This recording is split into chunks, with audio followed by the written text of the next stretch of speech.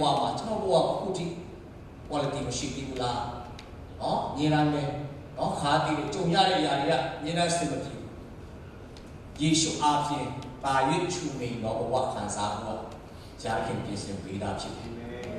လေဝါအားတိုင်းတဲ့ခါတဲ့ဘဝကမရှိတော့နော်ဆူရတဲ့ကိုဆောင်းတဲ့ဘဝတဲ့ခါတဲ့ဘဝမရှိတော့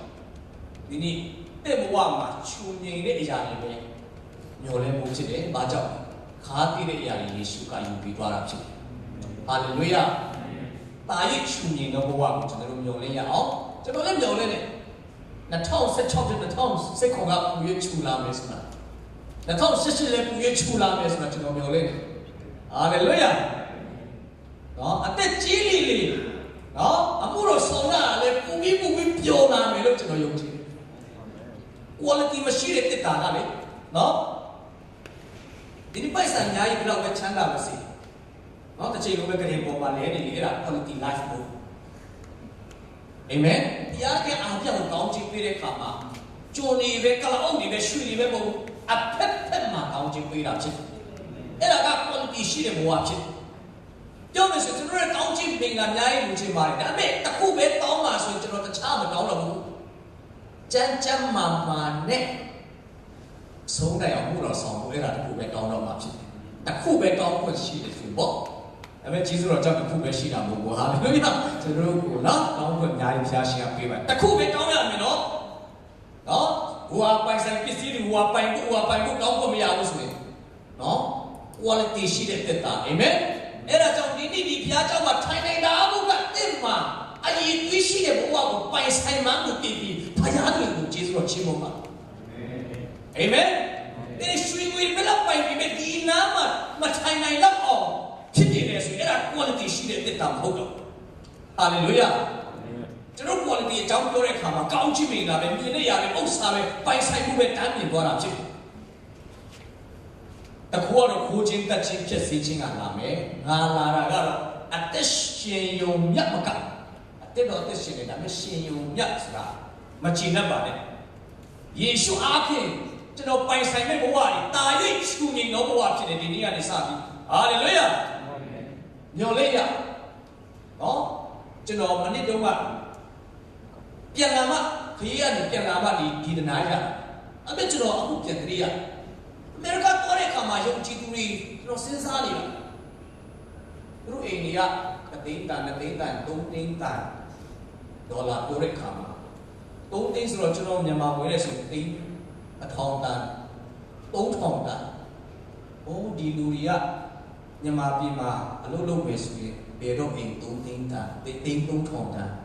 ဝယ်နိုင်မလဲဆိုတာကျွန်တော်ပြန်စဉ်းစားတဲ့အခါမှာသူတို့လုပ်အားခနဲ့ဆိုရင်နော်မြန်မာပြည်မှာလုပ်အားခတရားဝင်လုပ်အားခနဲ့ဆိုရင်ရုပ်ဆက်လောက်ကျွန်တော်စုမှာပဲပြီးပါလေအခုကဘာမှမရှိသေးဘူးဘာမှမသိရောက်တာနဲ့အိမ်သိန်း3000တန်ရတယ်ဆိုတာကနှစ်ပေါင်းများစွာဆောင်ရမယ့်အရာချက်ချင်းပေးနိုင်တဲ့ယေရှုပါလားကျွန်တော်ပြန်ပြောမှတရိယာတာဖြစ်တယ်ဟာလေလုယာအာမင်ဘုရားမတော်ဒီနိုင်ငံဒီမြန်မာပြည်မှာလေသူများကနှစ်ပေါင်းများစွာဆောင်စားပြီးတော့မှငွေရင်းနှီးမြှုပ်များစွာထုတ်ပြီးတော့မှပိုင်ဆိုင်တဲ့အရေးကြီးရှိတဲ့ဘဝကိုယေရှုကချက်ချင်းပေးနိုင်တာဖြစ်တယ်အာမင်အိုးသူတို့ကတော့ညာဘုံမှာဖြစ်မှာပေါ့ပညာရေးအလောက်ရောက်မှာပေါ့အဲ့ဒီယာထူးရောက်မှာပေါ့အဲ့ဒီအလုံးရောက်မှာပေါ့သူတို့ကဘူဘဒီဘင်ကလေးကချမ်းသာလာတာခင်ဗျာပြောဒီနေ့ယေရှုအားဖြင့်အရေးကြီးရှိတဲ့ဘဝနှစ်ပေါင်းများစွာဆောက်ပြီးမှရမယ့်အခြေအနေကိုယေရှုကဒီနေ့ပေးနိုင်တော်သူဖြစ်တယ်ဟာလေလုယာလူငယ်မောင်မယ်များအားပေးခြင်းနော်ခင်ဗျားယေရှုကိုယထားမှာတော့ဟာလေလုယာသူများကိုအားကြနေတဲ့ဘဝမဟုတ်ဘူးအာမင်အရေးကြီးရှိတဲ့ဘဝကိုတဲ့ရဲ့ generation တဲ့ရဲ့မျိုးဆက်မှာရမယ်လို့ယုံကြည်ခြင်းနဲ့မျှော်လင့်ပါဟာလေလုယာကျွန်တော်တော်များများနော်ယေရှုကသာချက်ချင်းမပေးရင်သိန်း3000မပြောနဲ့နော်3 သိန်းတော့မှ3 သိန်းထဲမှာတော့မှမနေမဲ့လူတွေအများကြီးတွေ့တယ်။အော်သိန်း3000ဆိုတာလူအားခါနဲ့ကျွန်တော်မောင်ကူစကားပြောတာလို့လူပြက်ပဲလူအားခါနဲ့နော်မောင်ကူနေတယ်တော့ချက်ချင်းချမ်းသာတဲ့လူရှိတာ။ဒါပေမဲ့ပုံမှန်လူအားခါနဲ့လူပြက်ကသိန်း3000နော်4000 5000 ထဲမှာနေမှုဆိုတာကမဖြစ်နိုင်ဘူးဒါပေမဲ့ပေါင်းများစွာစောင့်ပြီးမှရရမယ့်ຢာတွေကိုယေရှုကချက်ချင်းပေးနိုင်တယ်အရေးသွေးရှိတဲ့စတိကို9နှစ်ကနေ10နှစ်20စောင့်မရမယ့်ဟာကိုယေရှုကချက်ချင်းပေးနိုင်တယ်ဟာလေလုယာယေရှုပါတယ်ဆိုရင်ဒါရစ်ချူမင်းတဲ့အရာကျွန်တော်ဘဝမှာရှိသေးတယ်ဟာလေလုယာဒါရစ်ချူမင်းတဲ့အတွေ့အကြုံတွေဘဝတွေအသက်တာကျွန်တော်ဘဝမှာကျွန်တော်တို့မိသားစုမှာရှိသေးတယ်ဆိုတဲ့အရာကိုကျွန်တော်အနေနဲ့အားပေးခြင်းယောဟန်20ထဲမှာသခင်ယေရှုရှင်ထမ်းလို့ပြီးတပည့်တော်တွေစီလာတဲ့ခါမှာလေသခင်ယေရှုကတော်တော်စိတ်ရှိတယ်ကျွန်တော်တို့ထင်တာတဲ့စိတ်ရှိတယ်ကျွန်တော်လည်းမှုတော်ဆောင်ပဲကျွန်တော်ထင်တာတဲ့ကျွန်တော်တို့ဥကွေတဲ့ဘုရားကစိတ်ရှိတယ်ဗျတခါတလေကိုယ်ထင်ဆိုရင်မလွယ်ဘူးနော်ဒါကြောင့်တော့ကြားတဲ့လူတွေဆိုရင်နည်းနည်းလေးစုပိတာပြီးစတဲ့လုံးပါလေကျွန်တော်တို့ထင်တာတဲ့ဘုရားကစိတ်ရှိတယ်ဒီခါနေဆိုတာယူယူလေးစုပြီးပဲနော်ဆက်စာပြီးလို့ကြုံမှပြီအာမင်ဘုရားခင်ဟာသူ့အပေါ်မှာဒါဆိတ်ရှိတယ်ကျွန်တော်အပေါ်မှာလည်းဒါဆိတ်ရှိတယ်ဘုရားဖြစ်တယ်ဟာလေလုယာကိုယ်တိုင်မကြုံရင်မလွယ်ဘူးနော်ယေရှုပြောရမယ်ဆိုရင်ခုနောက်တစ်ချိန်လုံးအစဉ်ဒီလုံးကလိုက်နေတဲ့လူတွေကအခုယေရှုဖန်ခါတဲ့အခါမှာအားလုံးနော်ထွက်ပြေးကုန်တယ်လေပြောရမယ်ဆိုခွေးပြေးဝက်ပြေးနေပြေးကုန်တယ်နော်ပြည်သူတို့ဆိုရင်နော်ထောင်ထဲထိလိုက်တယ်ဆိုတဲ့လူကသုံးချိန်ရင်းပြီးတော့မှချိန်လုံးချိန်လိုက်ပြီးတယ်ချိန်လုံးချိန်တာတော့ဒါပေမဲ့ယေရှုရှင်တင်ထမြောက်တဲ့အခါမှာတောင်တောင်မြေတွေငါရှာမယ်လို့မပြောဘူးဒါလည်းလေကအဲ့ရဲ့ညီကိုစီငါတော့မယ်ငါကိုတွေ့ချင်တယ်ဆိုဟာလေလုယာကျွန်တော်ဆိုရင်ပြောင်းပါမင်းတို့သစ္စာမရှိဘူးငါတို့ရေရတော့ဒီရွှေမှာနော်ယေရှုရဲ့လူမဟုတ်ဘူးဗျကျွန်တော်တို့ထင်တယ်လို့စိတ်မတူဘူးဟာလေလုယာတော့စိတ်ရှိဟိုငါကိုတွေ့ချင်တယ်ဆိုရင်ငါပြောတဲ့အတိုင်းဟိုဂါလိလဲမှာရှိတဲ့ငါညီကိုရှိငါသွားမယ်ယေရှုပေါ်လာတယ်သူတို့ကအရင်တော့လူပဲငါပြန်ဖမ်းတာအရင်တော့လူပဲတကောင်မှမရဘူးယေရှုမပိုင်နော်ဒါပေမဲ့ဝမ်းသာစရာကောင်းတာကတကောင်မှမရတဲ့နေ့တိုင်းမှာယေရှုကပေါ်လာတယ်အာမင်စင်ကြယ်တဲ့ချိန်မှာတော့ဘယ်သူမှနော်ရာဘုဒ္ဓရိမရအောင်ဘုရားဆောင်ကနေစပြီးတော့နော်လွယ်တယ်ဗျရာဘုမေးဘူးလေနော်ဒီနေ့နော်အဲ့နည်းနည်းဖောင်းလာပြီဆိုရင်ဘုရားဆောင်လဲလွယ်တယ်ဗျဒါပေမဲ့ခက်ခဲတဲ့နေ့ကြိုင်တော့နော်ကျွန်တော်တို့ကတော့တတိယတက်တယ်အများတတိမရသေးရင်တော့ကျွန်တော်အားပေးခြင်းတယ်အများလုံးဝမျောလင့်ခြင်းမဲ့နေတဲ့ချိန်မှာအမြဲတမ်းပေါ်လာတော့သူကယေရှုဖြစ်တယ်အာမင်နော်ခင်ဗျားမျိုးလည်းပေါ်ခင်ဗျားဖြူပြီးလည်းပေါ်ခင်ဗျားဆရာလည်းပေါ်မယ်ဒါပေမဲ့ယေရှုကတော့တင်ခက်ခဲတဲ့နေ့နော်မျောလင့်ခြင်းမဲ့တဲ့ဒီတိုင်းမှာပေါ်ခြင်းတာဖြစ်တယ်အာမင်ငါတို့မမရဘူးယေရှုကပေါ်လာတယ်ဟိုဝေးမှာနော်ဟောကြိုက်300လောက်ဆိုတော့တိတ်တော့ရှင်းလေးမမြင်ရဘူးယေရှုကမေးတယ်ချစ်သားတို့900လားတဲ့ဒီနေ့မရဘူးယူလေးပဲသူတို့လည်းနော်ယူသားမရဘူးဒါဆိုရင်နော်တန်ကျင်နဲ့ပြောပါဘောကြိုက်300ဆိုတော့နော်လက်ရမချကြည့်ပါလားလက်ရမချဘယ်သူမှတော့မသိဘူးလက်ရမချကြည့်တဲ့ကဘာလားမသိဘူးအဲ့ဒါနော်အဲ့မှာ church revelation illumination လို့ပြောမလားဖတ်ပြချက်ဘုဝိညာဉ်မျက်စိပွင့်သွားတယ်ဒါမှမဟုတ်ကိုရောမဟုတ်လားဟာလေလုယာအားဒီကိုမြင်တဲ့အခါမှာကိုရောချစ်ချင်းအာမင်အားကြောင့်လေလုံခဲ့တဲ့နှစ်ကြော်လောက်လုံးကတိတိကျကျကျန်တဲ့ပုဂ္ဂိုလ်လို့လေနော်နှစ်ကြော်လုံးကဒါလူတို့ကြုံဘူးတယ်နော်နေ့ဒီလာတွေတော့မတွတ်အားဘူးပေါ့နော်ခံမှန်းပြီးပြောရတယ်လုံခဲ့တဲ့နှစ်ကြော်လုံးကဂါလိလဲရီအိုင်မှာဒါလူကြုံဘူးတယ်အဲ့ဒီတော့ကလည်းတကောင်မှမရဘူးအဲ့ဒီအချိန်မှာယေရှုဆိုတဲ့ဧည့်သည်ဆရာပေါ်လာပြီးတော့မှယင်းနဲ့ရတော့ရှီလောဆိုတဲ့ခါမှာအများကြီးဒီတစ်ခါလည်းလက်ရပြီးတော့ချပါအများကြီးအော်ကူရောပဲအဲ့ဒါကြောင့်တရားဒီတနာနှစ်ခါတရားဟောဆရာတွေရှင်းနေငါကြားတဲ့ခါမှာလည်းစိတ်မညစ်ပါနဲ့ဘုရားခင်ကထပ်ဖွင့်ပြချင်လို့ဖြစ်မှာပဲဟာလေလုယာနော်တချို့ကပြောတယ်အာဘာလို့ဆရာမကဟောပြီးတော့လောကရဲ့လာကလည်းပြောတယ်နှစ်ခါကြားတာကဘုရားခင်ကြားစီချင်လို့ဖြစ်အာမင်အခုလည်းငါ မှန်းခိုင်းတာကတခြားမဟုတ်ဝိညာဉ်မျက်စိကိုပွင့်စေခြင်းလို့ဖြစ်တယ်ဒါဝိကတော်ရုံတော်နဲ့မျက်စိမပွင့်ဘူးဂေါလိဒမ်းပြင်မြမမျက်စိပွင့်တယ်ဘောဝရန်ပြဘောနဲ့ယူပါယူတော်မိသွားပြီဘယ်မှာစားမလဲဘယ်မှာခုလုံးမလဲမသိဘူးအိုးတဲတော်ကိုရောက်လာဒီပရိုက်စီမှာလက်နဲ့တစ်ခုတောင်းတယ်ဟာလက်နဲ့မှာမရှိဘူးဘုရားကျောင်းမှာဂီတာမရှိဘူးနော်မင်းလူချင်းနေဆိုရင်တော့ဘောင်းပုတ်ပြီးလုံးခဲ့တဲ့တတိလောက်ကလာချိုင်ဝင်မှာခင်ဗျာတက်ခဲ့တဲ့ဖိလိတိလူမျိုးကိုလေရတာတလကာနောက်မှာပူပစ်နောက်မှာဝတ်နဲ့ပတ်ထားပြီးတော့မှရှိတယ်အဲ့ဒီဓာတ်ပေးစမ်းအဲ့ဒီဓာတ်ကောင်းတဲ့ဓာတ်မရှိဘူးအဲ့ဒီကနေညော်လင်းချီချူဘာလို့ဒီပြရှင်တန်လာလဲအာမင်ဒီဓာတ်ကိုပေးတဲ့လူကကျွန်တော်ဘယ်ဖြစ်ဖို့ခေါ်ထားတယ်ဟာလေလုယာကျွန်တော်မှာ destiny ရှိတယ်ဆိုပြီးအဲ့ဒီဓာတ်နှစ်ခါပြင်မြင်မှမျက်စိပွင့်လာတယ်ဟောအဲ့ဒါကြောင့်အခါတလေတရားဟောရှိတာကတခြားမဟုတ်ဘူးတရားနာတယ်လို့ကောင်းကောင်းမနာတဲ့အခါမှာထက်ခါတယ်လည်းပြင်ပြရတာလို့ကောင်းကောင်းနားထောင်လို့ဆိုရင်အခါမလာဘူးလေနော်ခုနကဆိုမိနေတဲ့ပြစ်တော့ကျွန်တော်နည်းနည်းစိတ်ပူပြီးတော့မှထက်ခါတယ်လည်းတချို့အားပြောရတယ်အိမ်လိုက်တဲ့လူရှိတဲ့အခါမှာထက်ခါတယ်လည်းနော်နည်းနည်းသူ့ဘက်ကိုကြည့်ပြီးတော့မှပြောရတာဖြစ်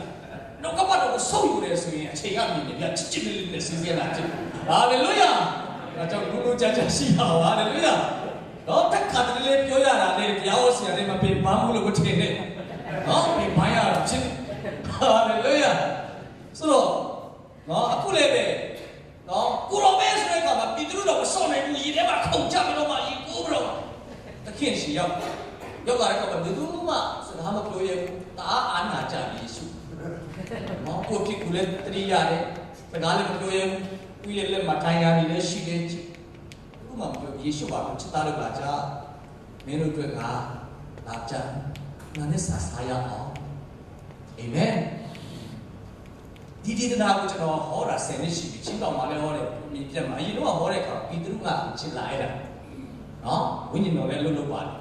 လုံခဲ့တဲ့နေ့ကနေစပြီးအဲ့ဒါမှပေါ်နော်ဘာဒီဖြူဆိုတဲ့ဟာပေါ်လာတယ်ကင်ပီတာအမ်စာဆိုတဲ့ဟာလေကျွန်တော်ကတိခံမယ်ဆိုရင်အကြောင်းရှိတယ်ကျွန်တော်ရဲ့ ministry မှာဒုက္ခကြီးအကျယ်နော်ဘောင်းမူလောက်အောင်ပြဿနာကြုံပြီးဘယ်နေရာမှကျွန်တော်တွားနော်မယုံနိုင်တဲ့အခါမှာရတဲ့ခင်ကကျွန်တော်အမ်စာနဲ့စကားပြောတာဖြစ်တယ်ဒီနေ့ငါဖန်တမ professional တွေကအစင်းစားဖို့တော့မတော်မရဘူးလေယေရှုကသူ့သားသမီးကိုလောက်ချစ်တယ်ဒီမှာဟိုးကန်ဆာလေးမှာရတာရှိတယ်။တာရဲ့ရတာရှိတယ်။ပြန်ပြီးသားပါလေဖြူနဲ့သူစောင့်နေတာဖြစ်တယ်။မုံမှာပါပြီးသားဘူးနော်။မုံနဲ့ပြန်ပြီးသားလုပ်ခဲ့တဲ့ကမလေးရှားမှာကျွန်တော်အမ်စာဆိုရတဲ့ဝင်သွားတော့ကျွန်တော်အရှင်ရဲ့အားရလို့ကျွန်တော်နော်အသားကျင်ပြီးဝါချူလိုက်တယ်။ချက်ချင်းပဲသူတို့က fulfill ပြည့်စုံခိုင်းတာ။နော်ဒီညတော့အမ်စာပြန်ပြီးသားစားရအောင်နော်။ဆိုလိုတာကဒီတနာတေရငါတဆရာကြီးတွေအစင်းစားဖို့တော့တော့မရတဲ့အချိန်မှာယေရှုကလည်းသူတို့စိတ်ပူတယ်။သူတို့အတွက်စင်သက်စားဖို့ကင်ပြီးသားဝေးလိုက်တာဟာလေလုယာ။အဲ့ဒါနဲ့ဆောင်းတယ်။တာသမီးတွေဘယ်လောက်ချစ်လဲ။အခါလေကျွန်တော်ဟိုဘက်ကြည့်ဒီဘက်ကြည့်နော်မြောင်လည်းကြည့်ဟိုဘက်ကြည့်ငါ့ကိုကူညီမဲ့။အခါတည်းယေရှုကဒါမင်းယုံမနေတဲ့ပြန်ပါနေမင်းတို့ကစင်တဲ့ကင်ပြီးသားရှိတယ်ဟာလေလုယာအာမင်ဒီတဲ့ဘဝတဲ့ဖျားခင်ကပြင်ပြီးသားရှိအခါလေးစုံစမ်းခြင်းနဲ့ကျွန်တော်တို့ငါချိုးလို့နိုင်မလားမခံနိုင်တော့ဘူးရန်စာပြောတယ်တော့မင်းတို့မခံနိုင်တဲ့စုံစမ်းခြင်းမပြီးဘူးတကယ်လို့အဲ့လိုမျိုးကြုံတဲ့အခါမှာထွက်မြောက်ရလန်းထွက်ပေါက်တစ်ခုခုဟာလေလုယာဖန်တီးပေးထားတယ်တဲ့နော်အဲ့ဒီ worship တခြင်းအခုတော့တိတ်မဆူကြတော့ဘူးအခုကျွန်တော်ဒါခွန်ရတယ်ရေရာကောင်းတဲ့ပြစုံခွဲပေးဘယ်လိုပဲတားစီများနေလေထွတ်မြောက်ရှာလာတစ်ခုမြေဖန်တီးပေးသူဘယ်လောက်ပဲခက်ထန်ချမ်းတာစီဝေးဟာလေလုယာကျွန်တော်တို့ဘက်ကနေလုံးဝပိတ်ဆို့နေဒီစုံစမ်းခြင်းတော့မကြော်လွှားနိုင်ဘူးလို့ထင်တယ်ဖတ်ပေါ်ပါသူစီမှာရှိပြီးသားဖြစ်တယ်ယေရှုစံတဲ့ဆုတောင်းနေတဲ့ပြဿနာတွေအားလုံးရဲ့အဖြေကယေရှုနာမှာရှိပြီးသားစိတ်စားဖို့တကောင်မှမရတဲ့တပည့်တော်တွေကင်ပြီးသားစင်ပင်စားဖို့သခင်ကဆောင်နေတာဖြစ်တယ် အဲ့ဒါကြောင့်ယေရှုနဲ့ဆိုရင်တာ၍ချူမိတော့အသက်တာတာ၍ရတာရှိတော့တက်တာယေရှုကပေးခြင်းတာဖြစ်တယ်ကျွန်တော်မြန်မာပြည်သူတွေကိုခံရအခုလည်းမိဒီပါတွေဖြစ်လာတယ်ကျွန်တော်ကတော့လူလက်ပိုင်းပေါ့နော်ဆရာမတို့လည်းဒီကအချို့နဲ့ဆိုကျွန်တော်ကငယ်ပါသေးတဲ့ပြည်ချုပ် service နဲ့ဒါပေမဲ့ကျွန်တော်88အရေးခင်မိတယ်ကျွန်တော်လေးတာတစ်ခါတည့်ရတယ်ပြောရမယ်ဆိုရင်မြန်မာဆိုရှယ်လန်စင်ပါတီလည်းမိတယ်စစ်အစိုးရလည်းမိတယ်နေမှာနေတော့စစ်အစိုးရကလည်းဘာပြီးခဏခဏပြောရတယ်ဟုတ်လားနော်ရောမှာကလူရဲ့တရက်စာရှာနေတဲ့အချိန်နှစ်ပတ်လောက်ပြည့်နှစ်ပတ်လောက်တော့ပြီးလုပ်ရတယ်ဆိုတာတည်တဲ့လူတွေအများကြီးရှိတော့ကျွန်တော်ကိုယ်တိုင်သိခဲ့ရပုံမြုပ်ကြီးမှနေတဲ့လူဒါတွေမခံစားရပြီးရင်နော်ဗာလဲကြံဖွက်လာကြံခါရေးနော်ဘူသိစိန်တို့တက်လာတယ်ဒီအခုဒီမိုကရေစီတော့ဆုလို့ခက်မိတယ်ဗျခက်လေးခက်ကျွန်တော်လည်းမိတယ်ပေါ့နော်ရှေ့စစ်နောက်စစ်ဆိုတော့ကျွန်တော်သိတယ်လို့မြန်မာပြည်လဲတာရေးချူလာတယ်ဟာလေလုယာတာရေးချူလာတယ်ယုံကြည်ရအောင်နိုင်ငံချမ်းသာမဟုတ်ဘူးမြန်မာပြည်မှာဟာလေလုယာအရှာယာယေရှုအားဖြင့်တာရေးချူလာတယ်နော်ကျွန်တော်တို့ခက်မှာပုံလူတိုင်းကြိုက်အခုနော်လူတိုင်းကကားရှိတော့မယ်အာမင်မကြခင်အိမ်ရှိတော့โอ้နိုင်ငံချမ်းသာသွားတယ်ဆိုရင်ကျွန်တော်စင် reject တစ်ခါတော့ပြီးတော့เนาะတော်နာတယ်เนาะမနေချင်မဲနဲ့ဒီရင်ချုပ်မှတစ်ခါတော့เนาะဒီဘူးတယ်ကျွန်တော် passport မြင်လာတဲ့လူတွေကကျွန်တော်ကိုအစ်เนาะ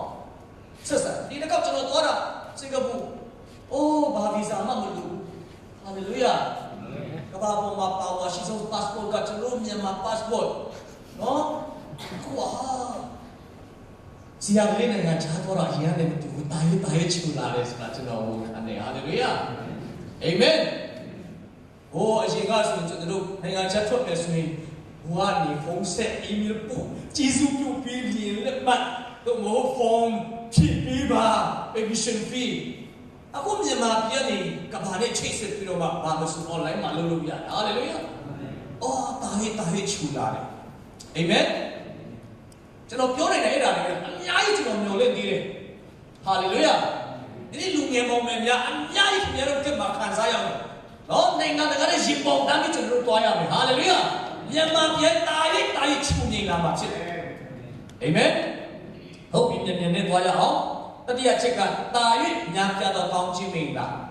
ချက်ကျွန်တော်တို့ခဏလောက်ဝန်ခံရအောင်တင်းတင်းတော့တာရေးညာပြတော့ကောင်းခြင်းမင်္ဂလာနောက်တစ်ချိန်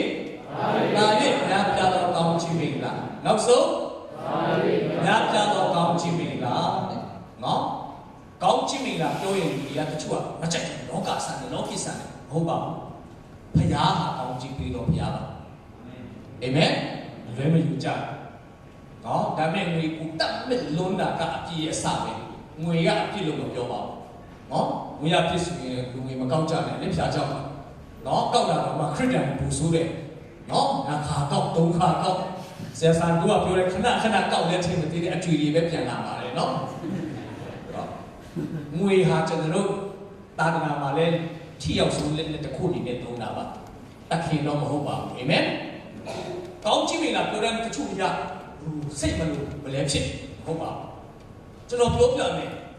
ဩတပါစိတ်ကြည်လင်ဆိုတော့တက်တီခံလို့မရတဲ့စီးစိမ်ကကောင်းချီးလို့ကျွန်တော်မထင်ဘူးအာမင်ဘုရားပေးတဲ့ကောင်းချီးဟာဩတပစိတ်ကြည်လင်စွာတက်တည်ခံရမှာဟာလေလုယာမတရားလေးနဲ့စီးစိမ်ကြီးအများကြီးပိုင်ဆိုင်ပြီးမြဲတက်တည်ခံလို့မရဘူးဆိုရင်တော့အဲ့ဒါစစ်မှန်တဲ့ကောင်းချီးမင်္ဂလာတော့ဟာလေလုယာဘာကြောင့်တာ၍ညာပြတဲ့ကောင်းချီးမင်္ဂလာဘုရားကကျွန်တော်ကိုပေးခြင်းလဲဆိုတော့ယောဟန်အခန်းကြီး15မှာများစွာသောအသီးသီးခြင်းအပြင်နံပါတ်1ဘုရားဘုန်းတော်ထင်ရှားမယ်နံပါတ်2ယေရှုရဲ့တပည့်မလူတွေကရှိနေမယ်ဟာလေလုယာအဲ့တော့များစွာတင်းကျွန်တော်တို့ကလိုအပ်တာဖြစ်ခုနကဂျမ်းပိုက်အပဲလူကအခန်းကြီး9ထဲမှာကျွန်တော်ကြည့်တဲ့အခါမှာပထမနော်ပထမပြည်သူရဲ့တွေ့ကြုံနားတော့မရဘူးအဲ့ဒီအချိန်မှာယေရှုကနော်မပြောမဆိုနဲ့သူ့ရဲ့လေတဲ့ခန္တီဝင်လိုက်တယ်နော်သူ့ရဲ့လေကိုပြည်သူကိုခိုင်းလိုက်တဲ့ပွားပေးပါဦးအဲ့ဒီစီရတော့ဘယ်ညာကတရားလုံးเนาะအေးကြီးလည်းမဝပင်ပန်းနေချာဒီဆရာကသဘင်ရှိနဲ့ဘယ်ကဆရာလဲငါဒီတဲလေးမပြောဘူးဆိုနေဝင်သွားတယ်ငါ့ကိုပါခိုင်းနေအခုကပြင်ဆင်းတယ်ဆိုတာမရှိဘူးထိုင်ပြီးတရားဟောတယ်တ တရားဟောချက်ကလည်းရှိပါရှိနော်ယေရှုတရားဟောတာကတော့ကျွန်တော်တို့ဟာတဲ့ဘူးရှိတယ်လို့ကျွန်တော်ယူဘာကြောင့်လဲဆိုတော့မနေ့နော်ဟောတာငါမူချုပ်တယ်ငါးထောင်ကျွေးတဲ့နေရာမှာဟောလို့ဟောတာလည်းကျွန်တော်တို့ဟာတဲ့ရှိတယ်ဗျနော်အကောင်ရမှာဟောညအနေဟောတာမနေ့မိုးလေးတိဒုက္ခပတ်တော့မစာကတဲ့ကောင်လေးတယောက်ကပရင်းပေါက်ကနေကြာပြီးတော့တည်သွားတာဖြစ်နော်သူတို့ကတော့ရှိတော့ရှိတယ်နော်နော်ရှိတဲ့ပိုင်းပဲအားရဖို့တော့မဟုတ်ပြန်ဘူးပေါ့နော်သူတို့ကရှိတယ်ဆိုပြီးနော်ယေရှုထိုင်ပြီးတရားဟောတယ်ဒါပေမဲ့ယေရှုကသူလှုပ်စီရပြီးသွားတဲ့အခါမှာပေတရုကိုကြည့်ပြီးတော့ပေတရုအတွက်စဉ်းစားနေတယ်ပေတရုတို့ခွဲတာဒီနေ့မိမတော်မှာသူမလာစားတော့ပေးပေမဲ့ပြောမယ်ဆိုရင်အချိန်ပြမှုတော့ဆောင်းကလွယ်လို့ပိုးလင်းတရားတွေကနော်တော်ုံတိုင်းုံနဲ့နော်လာစားရမှာနော်ကျွန်တော်ရဲ့တင်းတော်ကနေလာစားဆိုတာ73နှစ်မြန်မာပြည်မှာရှိပြီပဲတိတိကျကျမရှိသေးဘူးရဲ့ဒါပေမဲ့ကျွန်တော်ပြောချင်တယ်ယေရှုအတွက်တင့်ရဲ့လေတင်ပိုင်ဆိုင်တဲ့ပစ္စည်းသုံးခွင့်ပြုပါအာမင်လူအရဲ့တိတ်ခွန်အားပါထပ်ကြည့်ပါလူအရဲ့တိတ်ရဲ့ချိန်မှာပေးပါယေရှုလှုပ်ရှားကြီးပေါ်တဲ့ခါမှာတင့်အတွက်လုံးဝမပေးဘူးသူတင့်မိသားစုအတွက်လုံးဝမပေးဘူးဟာလေလုယာဒီတို့ဒီနေ့အစမပြေဘူးဆိုတော့ကောင်းကောင်းသိတယ်ရှမောဒီနေ့ရတော့ရှိဘုံတော့ရှမောကပြောရမယ်ဆိုရင်ငါဖန်ဆရာကြီးယေရှုဆိုတာကလူမျက်စိနဲ့ကြည့်မယ်ဆိုရင်နာဇရက်မြို့သားယောသလက်သမားဆရာရဲ့တာဦးသူ့အလုပ်လည်းပဲလက်သမားပဲလူတွေကအဖေရဲ့အလုပ်ကိုစက်ခံရတယ်အကြီးဆုံးကငွေစက်ခံရတယ်ဆိုသူလည်းဘာပဲဖြစ်ဖြစ်လက်သမားပဲလက်သမားတယောက်အဲ့တယောက်ကအခုငါဖန်ဆရာကြီးစီမှာလေနေရလို့ရှိပါတဲ့လို့နေတဲ့ခံပြင်းစရာဟောခုနကဒီလက်သမားတွေကျွန်တော်ကတိတ်မကြည့်တတ်နော်နည်းနည်းတော့ပြမဘက်နော်ကျွန်တော်ကိုစီမှာဟုတ်ဟောလူမျိုးကျွန်တော်နော်သူတော်လေပြလိုက်မယ်ဆိုရင်သူဘယ်လောက်ခံပြင်းလဲပေါ့နော်ဒီတော်လည်းမကြည့်တတ်ပဲလေကျွန်တော်ရင်တော့ဒီအရင်ပါဝင်ခဲ့ဖို့တဲ့အတင်းတော်တစ်ပါးမှာလူငယ်ဆိုတော့တော်တာမဟုတ်စစ်ထိန်ခိုင်းတဲ့နေရာမှာကျွန်တော်ထိုင်လိုက်အဲ့ဒါကိုတိထောက်လူကြီးတယောက်ကသူပြစ်ပြတ်မှထိုင်တာတရားဟောမယ်လို့ပြောတာပရိသတ်ကိုကြော်ပြီးတော့မှကျွန်တော်ရှိမှရှိတဲ့အိမ်ကိုရတဲ့ရတဲ့လို့ပေးတယ်ဘာမှုတော့ဆောင်ဖြစ်ပြီးပဲမကြည့်မနှက်ဖြစ်ကျွန်တော်ထင်တယ်ဘူတော်မှာမူဒီအမ်ကလေကျွန်တော်လူငယ်တော်သေးတယ်မဆိုင်နေတယ်အမြဲတမ်းလားနော်ပြောတယ်ဆိုရင်ဦးကျွမ်းကျင်တဲ့လူပေါ်မှာမကျွမ်းကျင်တဲ့လူကဆရာလာလို့ပဲဆိုရင်ကျွန်တော်ခံပြမှာဖြစ်တယ်ဘုရားပြည်သူကငါးပါးဆရာကြီးယေရှုကသူ့ရဲ့တွေ့ကြုံကလက်သမားဒီနေ့ရတော့ပိုက်ကိုချတာခံပြဆရာလေကျန်တဲ့ပုဂ္ဂိုလ်တွေပြောတာကာလေးလဲရှိကနော်နေ့မှာကဒီတိမ်တဲ့နေရာမှာငါးရှိတယ်ညမှာနှစ်တဲ့နေရာမှာငါးရှိတယ်လို့ပြောကြအခုကနေ့လည်းခင်းဖြစ်တယ်ယေရှုပြောတာကဆက်ကျင်ပဲနော်နှစ်တဲ့နေရာဖြစ်ဒါပေမဲ့ပြည်သူမှာရှိတဲ့အရေးချင်းတစ်ခုကဟာလေလုယာနာခံခြင်းဖြစ်တယ်ကျွန်တော်တို့နော်အမှုတော်လောကပဲဖြစ်ခရိယန်တက်တာမှာနာခံခြင်းမရှိရင်မတိုးပွားဘူးရေမကြီးထွားဘူးရေဟာလေလုယာနော်ကျွန်တော်တို့အသိပညာတတ်ပညာတွေဘယ်လောက်ပဲများများနာခံခြင်းအရေးတွေးလေးမရှိဘူးဆိုရင်ကျွန်တော်တို့တိုးပွားခြင်းမရှိနိုင်ပါဘူးပြည်သူကနာခံတတ်တဲ့သဘောရှိတယ်နာခံတဲ့အခါမှာပိုက်ကွန်ကျဲလို့မတက်နားရီအများကြီးပုံပြတာဖြစ်တယ်မယ်သူတစ်သက်လုံးငါဖမ်းတယ်တစ်သက်လုံးမှာသူအများကြီးငါအများကြီးမြင်မှုတယ်ဒါပေမဲ့ယေရှုစကားနားထောင်တဲ့နေ့ကတော့သူတစ်သက်လုံးမှာအများဆုံးငါဖမ်းတဲ့နေ့ဖြစ်တယ်ဒီနေ့ကျွန်တော်တို့ထဲမှာကိုယ့်အနေနဲ့ကိုအောင်မြင်ပြီးသားတိုင်းတာတွေကိုဒီတတ်မှတ်တဲ့လူရှိမှာငါရင်တော့ငွေဘယ်လောက်တိုင်ခဲ့တယ်နော်အိမ်ဘယ်လောက်ဘယ်နှလုံးပိုင်ခဲ့တယ်ရွှေအလုံးလာစားဒါပေမဲ့ကျွန်တော်ဆက်ပြောမယ်ယေရှုစကားဆက်နားထောင်မယ်ဆိုရင်တာ၍ညာတော်တင်မမြင်ဘူးတဲ့ကောင်းကြီးမိန်လာတယ်မြင်ရအောင်မှဖြစ်တယ်အာမင်ကျွန်တော်တို့အမှုတော်ဆောင်နေတယ်ယေရှုစကားဆက်နားထောင်လို့မယ်ဆိုရင်အရင်ကမမြင်ဘူးတဲ့လူထမှုအရင်ကမမြင်ဘူးတဲ့အောင်မြင်ခြင်းတွေကကျွန်တော်မြင်ရအောင်မှဖြစ်တယ်ကျွန်တော်အဲ့ဒါကြောင့်လူကစိတ်လူရှာတယ်ဘာကြောင့်တာ၍ကြီးမားသောအောင်မြင်ခြင်းကအနောက်မှာရှိတယ်လို့ကျွန်တော်မခံစားဘူးအရှိမှရှိသေးတယ်လို့ကျွန်တော်ခံစားတာဖြစ်တယ်အာမင်ဟာလေလုယာဒါနဲ့သူ့အနေနဲ့သူလာပြီးတော့ယေရှုစကားနားထောင်ခြင်းမှရှိတယ်နော်ယေရှုစကားနားထောင်မယ်ဆိုရင်တာ၍များပြတော့ကောင်းချီးမင်္ဂလာများကျွန်တော်တို့ခံစားရမှာဖြစ်တယ် ဟုတ်ပြီနောက်ဆုံး point လေးကတော့နောက်ဆုံးကတော့တာ၍ကောင်းတဲ့အရာဝန်ခံကြည့်ရအောင်တာ၍ကောင်းတဲ့အရာနောက်တစ်ချိန်တာ၍ကောင်းတဲ့အရာနောက်ဆုံးတာ၍ကောင်းသောအရာဟာလေလုယာခုနကယေရှုစကားနားထောင်မယ်ဆိုရင်တာ၍များပြတော့ကောင်းခြင်းမင်္ဂလာကျွန်တော်တို့မြင်ရမယ်ဒါပေမဲ့အဲ့လောက်နဲ့ရက်ရင်ခရိယန်တက်တာကမပြည့်စုံဘူးတာ၍ကောင်းသောအလုပ်ကရှိသေးတယ်အာမင်ငါတို့မြင်တဲ့အခါမှာတလုံးပါပါငါတို့မြင်ဘူးပြီးတော့အော်တယ်ယေရှုကိုကြည့်လိုက်ငါကိုကြည့်လိုက်နော်ယေရှုကိုကြည့်တဲ့အခါမှာဘာမြင်တယ်လဲတော့မသိဘူးတခုခုတော့သူမြင်တာဖြစ်တယ်ကျွန်တော်ယုံကြည်တာတော့ယေရှုရဲ့မျက်နှာမှာဂျေဇုတော်နဲ့ဂရုဏာတော်ရှိတာဖြစ်တယ်ဘုရားရဲ့ဘုန်းကြီးရှိတာဖြစ်တယ်ဘုရားရဲ့တန်ရှင်းခြင်းတွေရှိတာဖြစ်တယ်ယေရှုတိကျကြည့်လိုက်တဲ့အခါမှာ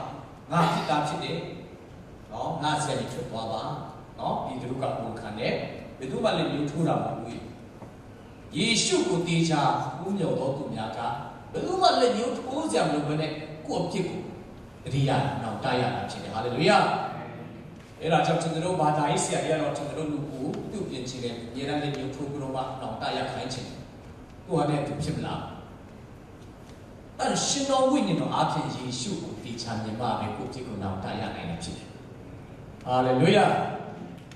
အဲ့ဒီကနေစပြီးယေရှုကဘာပြောလဲဆိုတော့ဒီသူတို့မင်းမစိုးရိမ်နဲ့မကြောက်နဲ့ဒီနေ့ကနေစပြီးလူများတော့တဏှာတွေဖြစ်စေမယ်အာမင်အဲ့ဒီနေ့ကနေစပြီးတော့မှသူတို့ရဲ့လေရောငါးတွေရောထားခဲ့ပြီးတော့မှ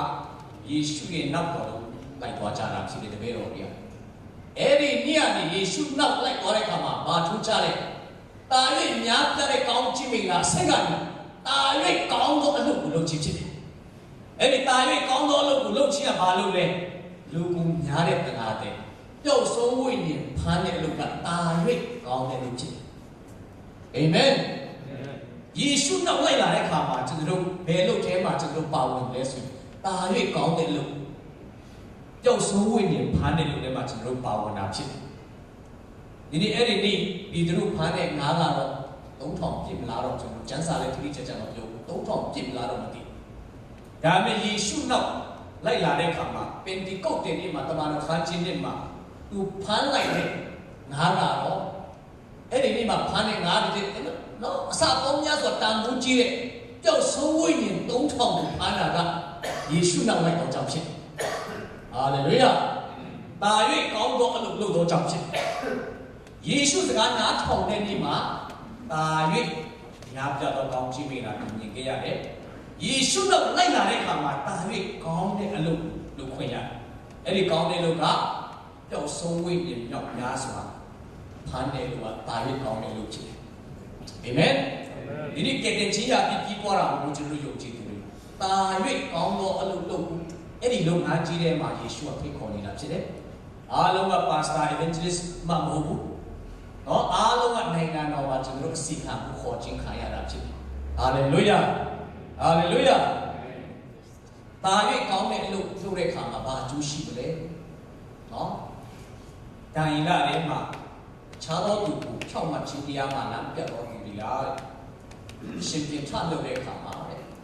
ကောင်းကင်မှာခြေများကဲ့သို့အစဉ်ထုံးလင်းတောက်ပါမယ်ဟာလေလုယာလူတိုင်းတို့ခြေနဲ့သူထလာတယ်တချို့ကတော့ဟာဝရရှစ်တောက်ချင်းမှာ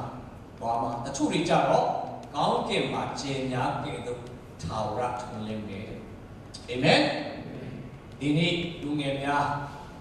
အချင်းပြည့်ဖို့တော့ဆောင်ချစ်မှာမဟုတ်ပါဘူးလမ်းမတွေနဲ့မိတ်ဆွေတယောက်ယောက်ကိုလမ်းမှာတဲလို့ပြန်ရောက်ကိုရပြန်စုတောင်းပေးတယ်ဆွဲခေါ်တယ်။ရားကြောင့်ရောက်ကိုဆွဲခေါ်တယ်တွေးဆောင်တယ်ဆိုရင်ပါ၍ကောင်းတဲ့လူဖြစ်တယ်။အာမင်။ထာဝရကောင်းကင်မှာခြေကဲ့သို့ထွန်းလင်းမှဖြစ်တယ်။ပုဒ်တာထဲမှာစတိထဲမှာမပြောလဲဆိုတော့သူတစ်ပါးရဲ့စိတ်ဝိညာဉ်ကိုရတော်သူဒီပညာရှိဖြစ်တယ်။လူတွေကတော့အရေးကြီးတယ်လို့ထင်တဲ့အားတွေအများကြီးပဲကျမ်းစာကတော့ဘယ်သူတွေကပညာရှိလို့သူတစ်ပါးရဲ့စိတ်ဝိညာဉ်ပျောက်ဆုံးဝိညာဉ်ဖန်တော်သူဟာပညာရှိဖြစ်တယ်။ယာကုပ်နဲ့ယူဒာထဲမှာငရဲမိအိုင်တွေကနေဆွေးနှုတ်တာဖြစ်တယ်သူမရဏလမ်းကနေသူ့ကိုပြန်ဆွဲခေါ်တာဖြစ်တယ်။ဒီနေ့တာ၍ကောင်းတဲ့အလုပ်လုပ်နေလို့ရှားရှင်ကောင်းချီးပေးပါစေ။ ကျွန်တော်ဒီနေ့ဒီတနာလေးပြန်နော်ပြန်ပြီးနော်ပြောရမယ်ဆိုရင်ဘုရားသခင်ဟာကောင်းမြတ်ထာဝရကောင်းမြတ်တဲ့ဘုရားကိုတင်ယုံတဲ့ဝန်ခံတဲ့နိုင်မဲ့တင့်ဘဝမှာတကယ်မြေးဆန်းမှုဘုရားခင်လို့ရှိတယ်ဘယ်လိုမြေးဆန်းမလဲ၆မှတ်တော်သူလျှောက်တဲ့လမ်းဟာတာ၍ထွန်းတောက်တော်နေတာ၍ထွန်းတောက်တဲ့လမ်းဖြစ်ဒီနေ့ကနေစပြီးတင့်ဘဝမောင်းနေတာ၍ထွန်းတောက်ကျွန်တော်ဘဝဒီနေ့ကနေစပြီးဒီနေ့ကနေစပြီးတာ၍တောက်ပါလာမယ်ဟာလေလုယာဒုတိယကတော့ဗာလဲတာ၍ချူနေတော့တက်တာဒီတော့ဘယ်လောက်ပဲခါတီးဘယ်လောက်ပဲနာချင်းလေဝါကားလိုက်မှာခါတီးအားလုံးတော့ခံပြီးသွားတဲ့ယေရှုကကျွန်တော်တို့ကိုချူနေတဲ့ဘဝကိုပေးသွားတာဖြစ်တယ်ဟာလေလုယာယေရှုနဲ့ဆိုရင်နှစ်ပေါင်းများစွာနော်ဘုခပေးပြီးမှရမယ့်အရေးကြီးရှိတဲ့ဘဝယေရှုကဒီနေ့နော်သူ့ရဲ့လေဝါကားလိုက်အားဖြင့်တင်နဲ့တင်မိသားစုကိုပေးခြင်းတာဖြစ်တယ်ကျွန်တော်ဘဝဟာတာ၍ချူနေလာမယ်လို့ကျွန်တော်ပြောလဲရအာမင်ကျွန်တော်မြန်မာပြည်ကြီးလည်းတာ၍ချူနေလာမယ်အများကြီးလည်းချူပြပါပြီနော်ဒီခက်လေးခက်မှာကျွန်တော်ဖြတ်တန်းလာတယ်ကျွန်တော်မှလည်းရှင်ပါရုံရှိသေးတယ်တာ၍မချူလို့မရဘူးမြန်မာပြည်ကျွန်တော်ရှင်ပါရုံနဲ့ပြည့်စုံလာဖို့အာမင်တာ၍ချူနေလာနံပါတ်3ကပါလဲဆိုယေရှုစကားနားထောင်မယ်ဆိုရင်တခါမှတင်မမြင်ဘူးတဲ့လုံးဝရင်ကြည်ကောင်းကြည့်မိလားတာ၍များတဲ့ဟာမြင်မှုရှိသေးတယ်ယေရှုစကားနားထောင်ဘူးပါယေရှုနောက်ဆုံးယေရှုနောက်လိုက်မယ်ဆိုရင်တော့တာ၍ကောင်းတဲ့အလုပ်လုပ်ရမှာဖြစ်တယ်အဲ့ဒီအလုပ်ကတော့ပျောက်ဆုံးဝိညာဉ်တွေဖားတဲ့အလုပ်ဖြစ်တယ်ညစ်စည်းနေတဲ့မရဏလမ်းကိုသွားနေတဲ့လူတွေကိုပြန်ဆွဲခေါ်တဲ့အလုပ်ဖြစ်တယ်ငရဲမိအာရတဲ့လူတွေကိုပြန်ဆွဲလုပ်တဲ့အလုပ်ဖြစ်တယ်လူတွေရဲ့စိတ်ဝိညာဉ်ကိုဖမ်းတဲ့အလုပ်ဖြစ်တယ်ဟာလေလုယာအကျိုးကပါတော့ကောင်းကင်ဘုံမှာထာဝရကျေညာကဲလို့ထုံးလင်းမှုညာရားရခံကျွန်တော်ကိုဂရိပေးထားတာဖြစ်တယ်အာမင်အဲ့ဒါကြောင့်ကောင်းမြတ်တဲ့ဘုရားရမှာတော့ဒီနေ့ကနေစပြီးတာ၍ကောင်းတဲ့အရာများကျွန်တော်တို့ခံစားဇီယာရီကဝန်ခံခိုင်းဝန်ခံတာလည်းမဟုတ်ဘူးတင်လဲတက်တီခံဖို့ဟာလေလုယာတင်မိသားစုနဲ့တက်တီရှိလာဖို့ဖြစ်တယ်အဲ့ဒီတက်တီကသူများအတွက်ကောင်းခြင်းမင်္ဂလာဖြစ်ဖို့ဖြစ်တယ်။ကြားရှင်နာမတော်ကိုကြည်ပါစေ။ရောက်ချင်းစတဲ့ကြားရှင်ကောင်းချီးပေးပါစေ။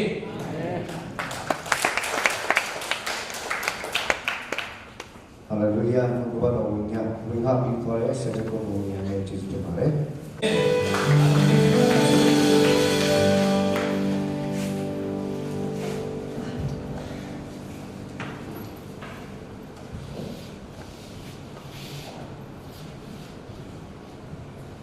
ဟာလေလုယာအားလုံးပဲမင်္ဂလာပါမတွေ့တာတော့ကြာပါပြီနော်အဲ့ချက်မှလည်းတင်တွေ့နေတယ်အားလည်းကြားရဲ့ကျေးဇူးတော်ဖြစ်တယ်ဟာလေလုယာဆိုတော့ကျွန်တော်လောကမှာပုံတည်မရှိပါဘူးချိန်တိုင်းတင်တွေ့မယ်ဆိုတာမရှိပါဘူးဒီသားစုတော်မှာနော်ချိန်တိုင်းတော့ခွဲရတယ်နော်ကျွန်တော်မိသားစုဆိုရင်လုခဲ့တဲ့နေ့ကဆိုမယ်ဒီနေ့ကျတော့ဝေဒပြားစီကောင်းတယ်ဘယ်လိုကွယ်ကွာခြင်းဖြစ်ပေမဲ့အသက်လုံးကျွမ်းကနေမှထွက်ချင်တဲ့လူတွေတော့မအဝေးဆုံးကိုရောက်သွားတယ်ပေါ့နော်။ဒါဒီကျွန်တော်တို့ကကျွန်တော်တို့မပိုင်ဘူးဒါပေမဲ့ဒီချိန်ကြီးဟာကြားနေကျွန်တော်တို့ကောင်းဆုံးပြင်ဆင်ပေးတဲ့ချိန်ဖြစ်တယ်ဟာလေလုယာ။ကျွန်တော်တို့ကတော့အပေါ်မှာပဲညနေစီဝေးစားပြန်ပြီးတော့ကျွန်တော်တို့ပုံမှန်ချင်းအမှန်တကယ်တော့ပုံမှန်တဲ့နေရာလေးခဏလေးရောက်သွားရင်ဒီချိန်ဒီနေရာကိုအားတန်းတာဖြစ်တယ်။ဟာလေလုယာ။ဆိုတော့ကျွန်တော်တို့နောက်ဆုံးချိန်လည်းဖြစ်နေပြီဆိုတော့တော်များများမနေ့ပိုင်းမှာပါဝင်ပူတော်သူများလည်းဒီပန်းနေပြီနော်ကျွန်တော်တော့ဝန်ဆောင်မှုရှိတယ်ဒီတရားပေါ်တာတော့ဘုံနည်းနည်းပြင်ပန်းချင်တယ်လို့ဖြစ်တယ်ဆိုတော့အားနာတယ်နော်ကျန်တဲ့လူရဲ့ပုံပြပန်းမှာဖြစ်တယ်ဆိုတော့ for service လို့နော်တဲ့လူတွေကပူတော်များလည်းဘုရားရှင်ရဲ့နော်သူပေးတဲ့အသက်ကြောင့်ကျွန်တော်တို့ရက်တည်နေတာဖြစ်တယ်အာမင်သူ့ကိုစီကိုင်းခံနေတာဖြစ်တယ်လို့ကျွန်တော်ဒီလေးကိုဆိုအောင်ခံကြည့်တယ်ဆိုတော့ပြင်းပြင်းဆန်ဆန်နဲ့ကျွန်တော်တို့နော်အချက်လေးချက်နဲ့ဒီညမှာတော့ကျွန်တော်အားပေးခြင်းနဲ့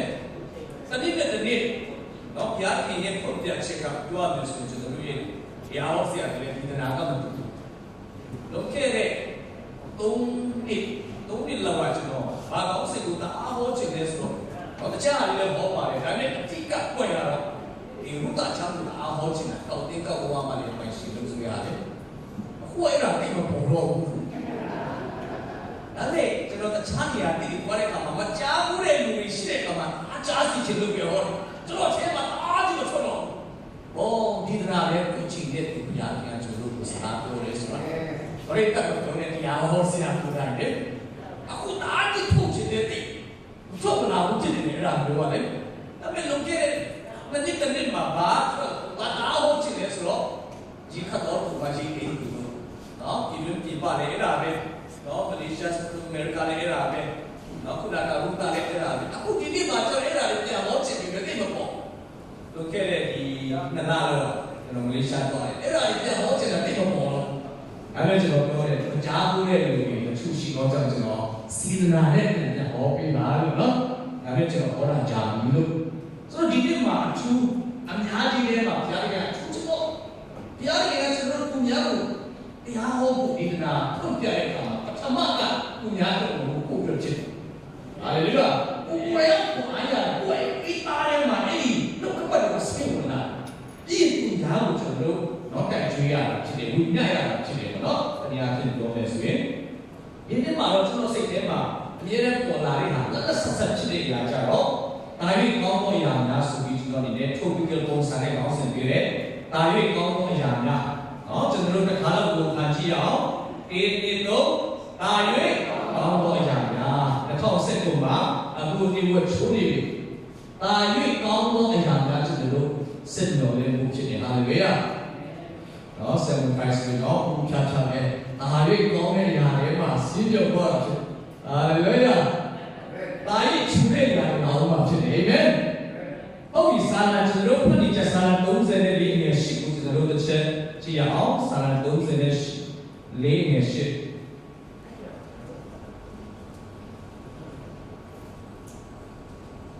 တွေ့ပြီဆိုရင်ကျွန်တော်တို့ပြောပါမယ်စာမျက်နှာမှာဓမ္မဟောင်း936မှာရှိပါတယ်စာလံ34ငယ်ရှိတွေ့ပြီဆိုရင်ပြောပါကြစို့ထာဝရဘုရား၏ကောင်းမြတ်တော်မူကြောင်းကိုရေဆိုင်၍တိမှတ်ကြလော့ကိုယ်တော်ကိုဖူလုံတော်သူသည်မင်္ဂလာရှိ၏နော် Taste and see that the Lord is good အင်္ဂလိပ်ကျတော့တုတ်နဲ့အားချရတာဖြစ်ဘုရားခင်ကောင်းမြတ်ကြောင်းကိုဘုရားခင်ကောင်းမြတ်တာကိုနော်ခံစားပြီးမှမြင်ကြပါတဲ့ဟာလေလုယာဘုရားခင်ကျွန်တော်တို့ဒီတာပဲကျွန်တော်တော့ခရီးရည်စီမြန်မာပြည်မှာဘုရားခင်ကောင်းမြတ်ပါတယ်လို့နော်ကျွန်တော်တို့ခံနေတာကစနစ်ကြော်ပြီးတော့ကျွန်တော်မှပြင်တော့အရင်ကမရှိခဲ့ဘူးစလည်းလို့ဒီနော်ဆိုတော့ဒီနိုင်ငံတကာတွေဝင်လာတာဘုရားရှင်ကောင်းမြတ်ပါတယ်ကောင်းမြတ်ပါတယ်နော်အချို့ဆိုရင်ကျွန်တော်အဲ့လိုကျွန်တော်လာတာနော်ဒီစကားပဲမှာကျွန်တော်ကြားရုံဆက်တဲ့မှာဆက်တော့ဥဆောင်တော့အော်ကြားခင်ကိုကြီးကောင်းတာပဲသူပြောတာလေနော်ကိုကြီးကောင်းတာလေဆိုတော့ဘာလို့ခံနိုင်လဲနော်ချင်းလို့ဆိုရင်တော့ဘာလို့ essential မို့ကေဝယ်ချင်တဲ့ပြည်နာတော့ဘာလို့လဲ sameဆိုပြီးဘုခန္ဓာအမှန်ကတော့ကိုပြောလိုက်တဲ့စကားကိုသိမှထားမိတယ်ဘုရားခင်ကရင်ကအားစုပြောပါခုကကောင်းတာလို့အမြဲတမ်းကောင်းတဲ့ပြည်သားဖြစ်တယ်ဟာလေလုယာတချို့ကျတော့ဝန်ခံတာတော့မားတယ်မစင်စားဘူးဘုရားခင်ကအမြဲတမ်းကောင်းနေတယ်ခြောက်ရကောင်းနေတယ်ဟာလေလုယာတန်မြတ်ရှိစရာဆက်မရှိဘူးဒါလည်းသူ့ရဲ့ကောင်းမြတ်ခြင်းကိုကျွန်တော်တို့အားလေးသိတာဟာလေလုယာတာရေးအမြင်တွေကျွန်တော်တို့နော်ပွင့်လာအဲ့ဒါကြောင့်ခံစားလာတာဖြစ်သူကရေကလည်းစိတ်ပြည့်ပဲခုကြတော့နော်တတိယနဲ့စိတ်ရှိတာလေဆိုတဲ့ပုံစံမဟုတ်ဘူးနော်ဆိုတော့အဲ့ဒါကြောင့်ဘုရားခင်ဟာတဲ့နော်ခြောက်ရဘုရားကောင်းမြတ်ကြောင်းကိုမြေဆန်းတဲ့တိမှတ်ကြလို့မြင်ပါနဲ့တွေ့ကျွန်တော်ဝန်ခံနေတာခါတယ်စိတ်မပါတဲ့ဝန်ခံတယ်တခါတည်းလည်းဝန်ခံတဲ့သူကနိုင်ကမလို့ဖြစ်တာနော်ဖြစ်တယ်တရားဆရာကသူဟောတဲ့တရားကိုယုံနေတယ်ဒါနဲ့တာဝန်ရဟောရတာလည်းရှိနော်တချို့ကျတော့ကြီးကျယ်သူတွေကိုအားပေးလို့ကအေးရောက်ကကလေးပေါ်မှာမူရဲလို့ရှိတယ်နော်သူကိုယ်တိုင်စိတ်ကကြားတော့မှာဆိုတော့ကဘုရားရဲ့ကောင်းမြတ်ခြင်းကိုကျွန်တော်တို့ပြောဖို့ဝန်ခံဖို့တော့လည်းကျွန်တော်တို့မလုံလောက်ကျွန်တော်တို့ကြည်တတ်ဖို့ကိုယ်တိုင်မြေဆန်းချမ်းသာတာပြောတာဖြစ်တယ်ဟာလေလုယာကျွန်တော်မြေဆန်းရမယ်ကျွန်တော်တို့မှာတတ်သိရှိကိုရှိရအာမင်ဆိုတော့ကျွန် ဒီရှင်မတဲ့ခရစ်ဝင်ကျမ်းကြီးခွန်အငယ်ခွန်စက္ကတိကျွန်တော်ကြည့်မယ်ဆိုရင်ခင်ယေရှုကတော့ဥပမာလေးနဲ့လက်တွေ့ချပြောတယ်ခင်ဗျားတို့ဟာတဲ့ကောင်းတဲ့လူတွေမဟုတ်ဘူးဆိုးတဲ့လူတွေဒါပေမဲ့ကုသားကပုံကောင်းရင်ဘယ်သူမှကြောက်ခဲမပြီးဘူးငါတော့ဘယ်သူမှဝင်မပေးဘူးတဲ့တင်တို့တော့မှကောင်းတဲ့လူတွေမဟုတ်ဘူးတဲ့ကုသားသမီးတွေအတွက်အကောင်းဆုံးတော့ပေးခြင်းတဲ့ဥပမာစဉ်းစားကြည့်လိုက်အဲ့ဒါတော့ကြားနေကြအခုဒီထဲမှာမိခင်တွေရှိတယ်နော်မိခင်တွေတချို့ရှိလိမ့်မယ်သူတို့ခင်ဗျားတို့ကလေးတွေသူပဲဖြစ်ဖြစ်လေအကြောင်းတဲ့ခါမှာဒီနေ့တော့ငါသမီးလေးကိုဂျုံမှာသမင်းဘူးလေးထဲမှာကျောင်းရောက်တဲ့ခါမှာသမင်းဘူးဖွင့်လိုက်တဲ့ခါမှာလန့်သွားအောင်လားကင်းမီကောက်ကောင်းလေးနဲ့ထိုင်ကောင်းလားဘယ်သူမှစဉ်းစားမှာမဟုတ်ထားဖို့ပြောမယ်စဉ်းစားတဲ့ခါမှာဖြစ်နိုင်တွေ့တာထဲဘောမထဲခင်ဗျားလည်းပဲသူများသားသမီးဆိုရင်တော့ဘုရားကျောင်းမှာကိုလည်းပြီးလို့ဆိုင်ဘူးလေဒါပေမဲ့ကိုသားသမီးကျတော့ဒါမျိုးဘယ်သူမှမစဉ်းစားဘူးအဲ့လိုနဲ့ယေရှုပြောတာကိုအခုခေတ်နဲ့ကျွန်တော်စဉ်းစားရမှာဖြစ်ဘယ်တော့ပဲဆိုးလေကိုသားသမီးရဲ့ဒီနေ့မူထဲမှာတော့ငွေကောင်းငွေတင်းတင်းလေးကဲမီကောက်တင်းတင်းလေးထားဖို့ဘယ်သူမှစိတ်ကူးတော့မရှိကြဘူးယေရှုအဲ့ဒါနဲ့ခိုင်းနေတာဖြစ်တယ်တင်တော့ဒီလူဆိုးလေးကိုသားသမီးတွေကောင်းတာပဲစဉ်းစားပေးချင်တယ်ဆိုရင်ကောင်းကင်ဘုံ၌ဆုံးလေတော်မူသောတင်တို့ရဲ့ဖကတင်တို့အတွက်ကောင်းတဲ့အရာတွေပဲပေးခြင်းတယ်တဲ့ဟာလေလွယာမကောင်းတဲ့အရာကျွန်တော်မိသားစုမှာကြုံမှုမပြောနဲ့ကြုံခိုင်းမှုမပြောနဲ့အဖရဲ့စိတ်ကူးထဲမှာတော့မရှိဘူးတဲ့အဲ့ဒါကိုပြေသွားကျွန်တော်ယုံမှုဖြစ်တယ်ကျွန်တော်လူသားတွေဟာမိသားစုထဲမှာဘဝမှာတစ်ခုခုဘယ်လိုခေါ်မလဲတတိကအောင်အစင်မပြေတာလေးရှိရင်ဟုတ်လို့ဘုရားကရိုက်တာလားဒါမှမဟုတ်သူတို့မိသားစုကိုဘုရားကကြိုက်တာစသဖြင့်ကျွန်တော်ကမြင်တဲ့ကျွန်တော်တရားစီကြိုက်တကယ်တော့ဘုရားသားသမီးမှရင်ကောင်းကင်ဘုံ၌ဆုံးလင်းသောတင်တို့ဖာသည်ဒီသူသားသမီးတွေအတွက်ကောင်းတဲ့အရာတွေပဲသိသူရဲ့စိတ်ကူးရင်ထဲမှာရှိတာဖြစ်တယ်ဟာလေလုယာဆိုတော့လေးချက်ကျွန်တော်ကိုအားပေးချင်တာပထမချက်ကတော့ဒါ၍ထုံးတောက်တဲ့နေ့ရများဒါ၍တောက်ပါတော်နေ့ရများဆိုရရတဲ့ကျွန်တော်ကိုအားပေးချင်တယ်ဆိုတော့2019ခုနှစ်ဒီနေ့ကနေစပြီးတင်တဲ့ကျွန်တော်အနာဂတ်ဒီတာ၍ထွန်းတော့တော်မီရဲ့များဖြစ်တယ်ဟာလေလုယာဆိုတော့ကျွန်တော်တို့ဒီကျမ်းစာတစ်ပိုက်ကျွန်တော်အနေနဲ့ဖတ်ပြမယ်ပုဒ်တန်ကျမ်းခန်းကြီးလေးအငယ်18ဖြစ်ပါတယ်ပုဒ်တန်ကျမ်းခန်းကြီးလေးအငယ်18ကျွန်တော်တို့ကျမ်းစာမဖတ်ခင်ကျွန်တော်တို့တစ်ချက်လောက်ကိုခိုင်းအောင်တာ၍တောက်ပါတော်မီရဲ့များဆိုပြီးကျွန်တော်တို့ကိုခိုင်းအောင်တင်နေတော့ဒါ၍တောက်ပါတော်နေရနောက်တစ်ချိန်ဒါ၍တောက်ပါတော်နေရနောက်ဆုံးဒါ၍တောက်ပါတော်နေရများဟာလေလုယာပုဒ်ကံကျမ်းခန်းကြီး၄အငယ်18 2015ဒီကူညမှာကျွန်တော်နင်းလိုက်ရတဲ့ကျမ်းပိုက်ဖြစ်တယ်။ဒါလည်း2015ကိုကျွန်တော်စကားပြောတဲ့ကျမ်းပိုက်ဖြစ်တယ်။2014ဟိုဘက်ချက်2015ဒီဘက်ကဒါ၍တောက်ပါလာမယ်။ဟာလေလုယာအပြည့်ဝခါရဲဆိုတော့ပုဒ်ကံကျမ်းခန်းကြီး၄အငယ်18ဖြောက်တတ်သောသူတို့၏လမ်းပြီးတက်သောအာယုကဲ့သို့ဖြစ်၍နေထွက်တည်တိုင်အောင်တိုးပွားထွန်းလင်းတတ်၏ဟာလေလုယာဖြောက်တတ်သောသူတို့ရဲ့ရှောက်တဲ့လမ်းဟာတဲ့ဘာနဲ့တူလဲဆိုတော့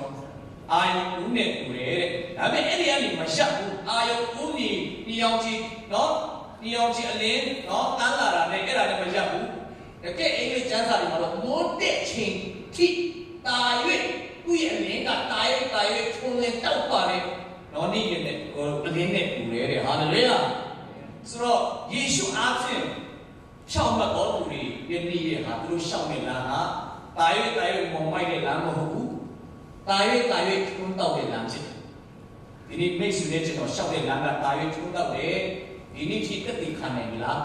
ကျွန်တော်တော့နိုင်ခံနိုင်2015ချက်2016ကတောက်ပါတယ်လို့ခံစားတယ်2016နဲ့2019ကတောက်ပါတယ်လို့ခံစားတယ်ဟာလေလုယာ2019 28ကတာရဲ့တောက်ပါဦးမယ်လို့ကျွန်တော်ပြောတယ်အာမင်ဘုမပြောင်းလဲခင်တင်ချင်းပြခင်ကနေနိုင်မယ်ဆိုတော့တာရဲ့ချုံတောက်တာပေါ့ဘယ်သူရဖြောင့်မတ်တော်သူလဲယေရှုခရစ်ကိုမိမိကင်ပိုင်ရှင်အသက်သခင်နဲ့လက်ခံယုံကြည်တော်သူများကိုကျမ်းစာထဲမှာဖြောင့်မတ်ခြင်းလက်ဆောင်ပေးထားတာဖြစ်တယ်။ Now give of righteousness တခါလေကျွန်တော်တို့ဖြောင့်မတ်ခြင်းကထူးစားလို့ ရယူတဲ့ပုံစံနဲ့ကျွန်တော်တို့စူးစမ်းပေးကြတယ်ကျမ်းစာကတော့ဖြောင့်မတ်ခြင်းလက်ဆောင်နောက်ချက်စကလုံးနှလုံးနဲ့ခိုင်းလိုက်မယ်ဆိုရင်ဖြောင့်မတ်ခြင်းအမွေယေရှုကြောင့်လားသက်ရှင်ဒီယေရှုကြောင့်အဲ့ဒီချင်းကျွန်တော်စကြတော့ယူလို့မာတယ်တဲ့ချင်းယေရှုကြောင့်လားယေရှုကြောင့်လားလည်းပဲကုန်ဒါပေမဲ့ကျွန်တော်နားထောင်ရင်းနဲ့အနိတ္တကရှိတာဘယ်နေရာမှာကျွန်တော်ခေါ်အားရလဲဆိုကြောင့်မချင်းအမွေအားကိုပိုင်ပေးအမွေဆိုတဲ့နေရာမှာဖြောင့်မတ်ခြင်းကကျွန်တော်လည်းမို့တော့ဆောတိုင်းဖြောင့်မတ်ခြင်းနဲ့ဘုရားရှိခိုးတယ်လို့ရှိမှာဒါနဲ့လောကကြီးမှာအမြဲတမ်းတရားမှတရားမလွယ်ဘူးလေဘယ်လိုနည်းနဲ့မှတရားမှတရားလို့ရှိမှာကျူစင်တယ်လေစဉ်းစားတဲ့အခါမှာနော်ဘုရားရှိခိုးပြောတယ်ဒါပေမဲ့ကျမ်းစာပေးချလေ့လာတဲ့အခါမှာဖြောင့်မတ်ခြင်းကိုကျွန်တော်ဒီလိုပုံစံနဲ့ရတာဘူးယေရှုခရစ်ကိုလက်ခံယုံကြည်တဲ့အခါမှာအမွေလက်ဆောင်နေနဲ့ပေးပြလိုက်တာဖြစ်တယ်ဟာလေလုယာဖြောင့်မတ်ခြင်းကိုစိုက်ကားဆရာရဲ့သားကတော့ကျူးစားစံကိုပဲစိုက်ကားတော့အမွေခံရတာဖြစ်တယ်ဟာလေလုယာဘောတေပိုင်ရှင်ရဲ့သားကကျူးစားစံကိုလို့သူဘောတေကိုအမွေရပေးတာဖြစ်တယ်။အိုးယေရှုကိုယုံကြည်တဲ့ကျွန်တော်ကကျူးစားစံကိုပဲယေရှုရဲ့သူ့ရဲ့ဖြောင့်မတ်ခြင်းကိုကျွန်တော်လက်ဆောင်နေနဲ့အမွေနေနဲ့ရထားတဲ့သူပါလားဟာလေလုယာအားလုံးမြောက်တာဖြစ်တယ်ဟာလေလုယာအားလုံးမြောက်တာဖြစ်တယ်နော်တင်းတဲ့ကျွန်တော်ဒီနော်ဘာကြောင့်ဖြောင့်မတ်တော်သူဖြစ်ရမှာလဲလို့ကျွန်တော်နော်ကိုတန်တရားဖြစ်စရာတွေဖြစ်လာခဲ့တယ်ဆိုရင်နှုတ်ကပတ်တော်ထဲမှာပြန်သွားရအောင်ယေရှုကိုယုံကြည်တော်သူများကိုဘုရားခင်ကဖြောင့်မတ်ခြင်းအမွေပေးတယ်ဖြောင့်မတ်ခြင်းလက်ဆောင်ပေးတာဖြစ်တယ်ဟာလေလုယာအဲ့ဒါကြောင့်ယေရှုကိုရပြီဆိုရင်ဒီရှောက်တဲ့လမ်းဟာအာရိချုံတော့လမ်းဖြစ်အာမင်။အိုကောင်းကင်ရောက်မှာမဟုတ်အခုတည့်ရပြီးတည့်ရတာရချုံတော့လာမယ်တည့်ရနေကြရင်တော့အာရိဘုံကြီးတဲ့ချုံတော့တဲ့နေရာရောက်ဖို့ပါသာဝရချုံတော့တဲ့နေရာကြီးကျွန်တော်ရဲ့ဤရများကသွားနေတာဖြစ်တယ်ဟာလေလုယာဆိုတော့တာရချုံတော့တော်ဤရများကျွန်တော်ကပိုင်ဆိုင်တာဖြစ်တယ်ဘာကြောင့်လဲဆိုတော့ရှင်ယောဟန်အခန်းကြီး10ငယ်7မှာယေရှုခရစ်ဟာလောကရဲ့အလင်းဖြစ်တယ်ယေရှုကိုရတော်သူကအလင်းကိုရပြီးသားဖြစ်တယ်အဲ့ဒါကြောင့်ဘယ်ကိုသွားရလဲဆိုစံတဝဝနော်မောင်မိုက်မှာနေတဲ့လူတွေနဲ့မတူမောင်မိုက်မှာနေတဲ့လူကဘယ်သူပဲဝါမသိဘူးဘယ်သွားလဲမလုပ်ရမယ်မသိကျွန်တော်ကျတော့ယေရှုခရစ်အနေရပြီးသားသူများဖြစ်တယ်အခုရှောက်မဲ့လမ်းနဲ့ပြည်လို့သာဝရတိလင်းမဲ့လမ်းကျွန်တော်ရှောက်နေတာဖြစ်တယ်အာမင်ဆိုတော့စာလံကျမ်းခန်းကြီး30ငယ်9မှာဒီပေါင်းများစွာကျွန်တော်အလွတ်ရတဲ့ကျမ်းပိုက်ပြောမယ်ဆိုရင်ကျွန်တော်တွေးသားထဲမှာရှိတဲ့ကျမ်းပိုက်ဖြစ်တယ်ကဲတဲ့ကြီးရပြီးကြတဲ့ကညဝိရ၌ကိုကြွေးချင်းလာ၍တဲဟူ၏နာနဲ့ရ၌ကအချင်းစုရတော့အခွင့်ရှိ၏နော်အဲ့ဒီကျမ်းပိုက်ကိုမတမ်းမှခေါ်ရရတယ်ညဝိရ၌ငိုကြွေးချင်းလာ၍တဲဟူ၏ဒါဆိုခရိယာတက်တာမှာယုံကြည်သူပြောရတက်တာမှာအရင်တော့ပါတယ်တော့ပါတယ်စည်ရတော့မရှိဘူးလားဆိုရင်ရှိတယ်အဲ့ဒီချိန်ကာလတွေရှိတယ်။ရှားတာတဲ့ချိန်ကာလတွေရှိတယ်။ငိုကြွေးတဲ့ချိန်ကာလတွေရှိတယ်။ဒါပေမဲ့ကျမ်းစာကတော့ငိုကြွေးခြင်းဟာမောင်မိုက်မြတ်မှာလာ၍ကဲကိုလည်းအရှင်မဟုတ်ဘူးလို့ပြောတာဖြစ်တယ်။အာမင်။ဟောတဲ့ဘုရားမှာကျွန်တော်ဘုရားမှာဖြစ်သွားရတယ်။ငါချင်းချင်းဒီကိုကြွေးခြင်းဒီနောက်တစ်ခါတည်းတော့ကြတယ်။ဒါပေမဲ့အဲ့ဒီအားလုံးမှာညဝိုးရမှာငိုကြွေးခြင်းတွေလာတဲကိုလေဆိုချိန်တိုင်းရင်ပြန်ရမှာဖြစ်တယ်။ထွက်သွားရမှာအရှင်မဟုတ်ဒါမဲ့မိတ်ဆွေတွေကျွန်တော်တို့တော့နာနဲ့ရတဲ့ကအချင်းစုရတော့ခွင့်ရှိတယ်တဲ့ဟာလေလုယာ။နော်ဒီအချိန်ဟာတင်းနဲ့ကျွန်တော်တင်းနဲ့တင်ပြီးသားဆိုတော့မောင်နေတဲ့ချိန်နဲ့ဖြစ်နိုင်တယ်။ဟိုကျွေးနေတဲ့ချိန်နဲ့ဖြစ်နိုင်တယ်။ဒါမဲ့အဲ့ဒီအမောင်ဟာထာဝရမဟုတ်ဘူးဆိုတာကျွန်တော်ပြောပြချင်တယ်။အာမင်။ကျွန်တော်ထာဝရကျမ်းစာချင်းဟာထာဝရစင်ရဒုက္ခဟာထာဝရဇုံစားခြင်းတစ်ခုပြီးတစ်ခုထာဝရလို့ကျွန်တော်တို့နော်ခြေတဲ့ကံမှာ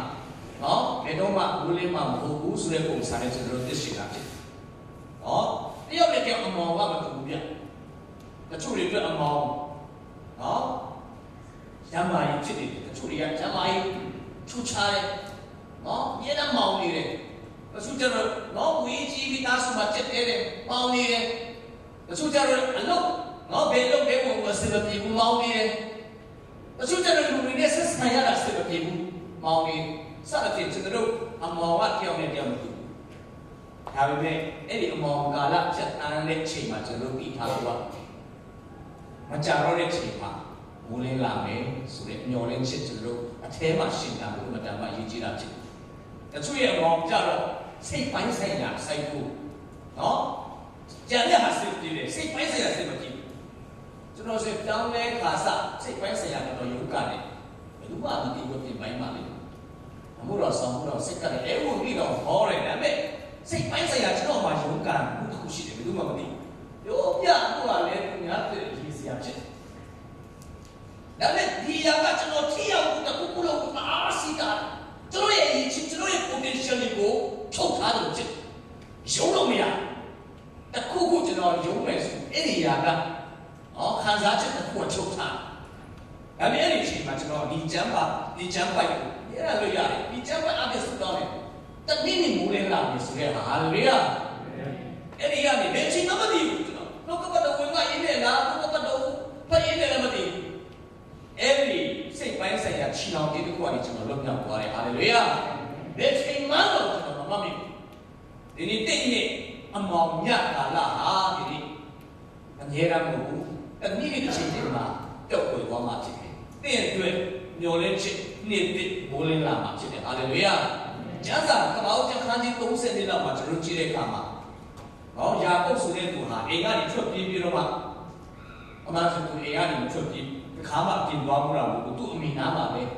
နေနေတာဖြစ်သူ့ကိုတော့တော်ထဲမှာလဲလိုက်တယ်ဖြစ်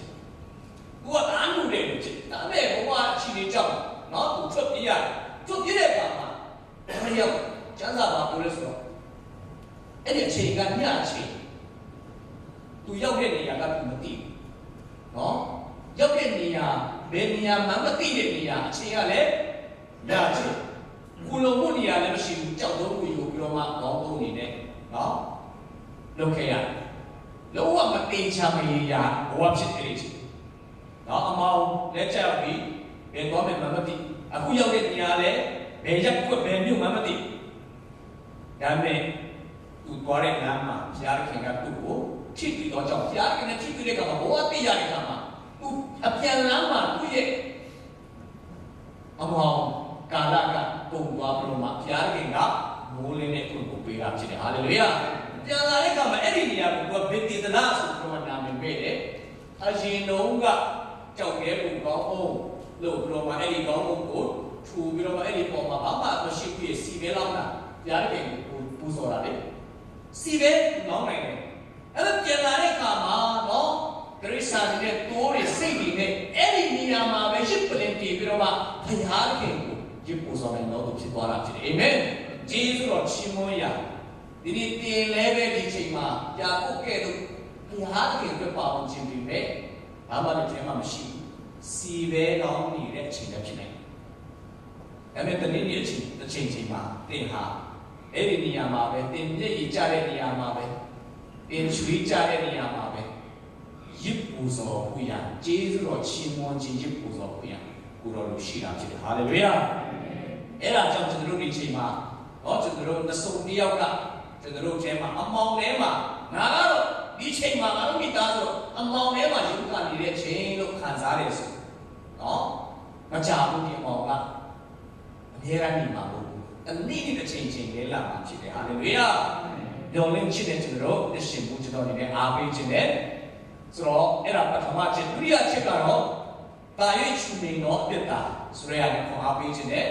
ကျွန်တော်တို့ခံကြည့်ရအောင်တာ၍ချူနေတော့အတ္တတိတိတော့တာ၍ချူနေတော့အတ္တနောက်တစ်ချိန်တာ၍ချူနေတော့အတ္တနောက်ဆုံးတာ၍ချူနေတော့အတ္တဟာလေလုယာကျွန်တော်တို့ပြကြပါမယ်